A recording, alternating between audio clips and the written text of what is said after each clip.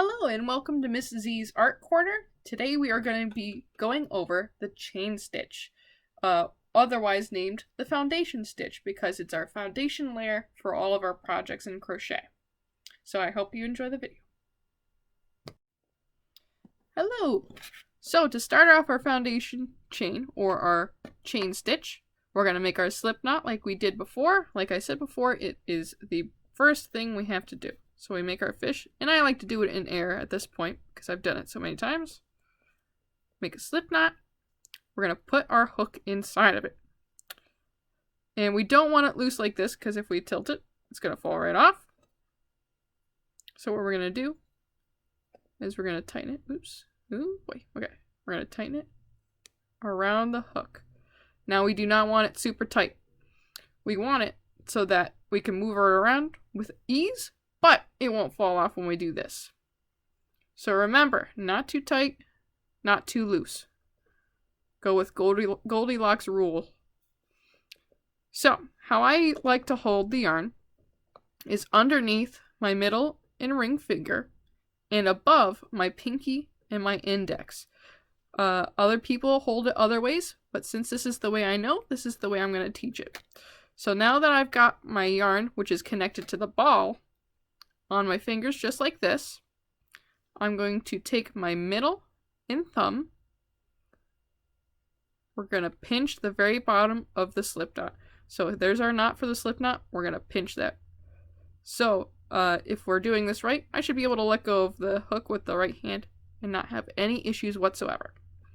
So just to repeat, we're putting it over our pinkies, under our middle and ring, and over our index, and we're pinching with our middle and thumb on the slip knot on the hook. So I hold the hook like this, like a knife. So think about when you're cutting a steak. That's how you want to hold your crochet hook, because then when we move our thumb, it moves in and out. So the first step is to yarn over, and this is what a yarn over is. We put our yarn over our hook. So we're going to put our hook underneath the yarn, pull over. So now you can see it's starting to catch underneath that hook. So we're going to do this one more time. Yarn over, just like that. Now we're going to pull the yarn to the side with our hook facing towards us. We want this facing towards us, and that way we know that it'll catch and we can see if it's catching or not. Once it gets to about right here, when you know for sure it's caught, it's not going to drop, you're going to turn that hook so it's facing your pinched fingers. So turn that hook so it's right in between your pinched fingers. Now you're going to pull it very slowly through that loop. And there you go. You have made your very first chain stitch. And you can see right there, that little triangle, that is our first stitch. And that's how we're going to be able to identify it later. So let's make another one. We're going to move our pinched fingers up on the new stitch. Remember to keep moving the pinched fingers up the chain. That way, it'll keep this still as you pull something through. So if I didn't have that pinched, if I didn't pinch it at all, there'd be no way I could get it through there because it would keep moving. So that's why we pinch it. So we're going to yarn over again. We're going to make another stitch. So we're going to yarn over, pull till we get about here, turn it so that that hook is facing towards our pinched fingers. Pull all the way through. Now remember when you do this to keep this, whatever loops on the hook loose, but not too tight. If we put it too tight, and I'll show you an example. If we put it really, really tight like this,